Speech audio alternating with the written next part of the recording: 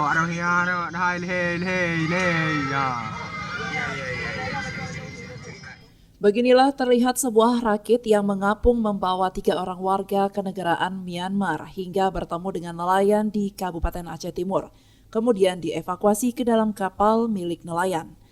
Diketahui para imigran tersebut ditemukan Senin 18 April 2023 kemarin sekitar pukul 12.30 waktu Indonesia Barat oleh para nelayan yang sedang melaut. Saat ditemukan, kondisi warga negara asing dalam keadaan sangat memprihatinkan.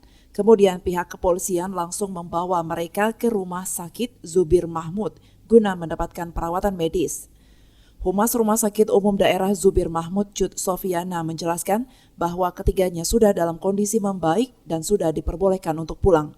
Menurut informasi yang diterima, pihak imigrasi Langsa akan melakukan penjemputan terhadap warga negara Myanmar tersebut hari ini.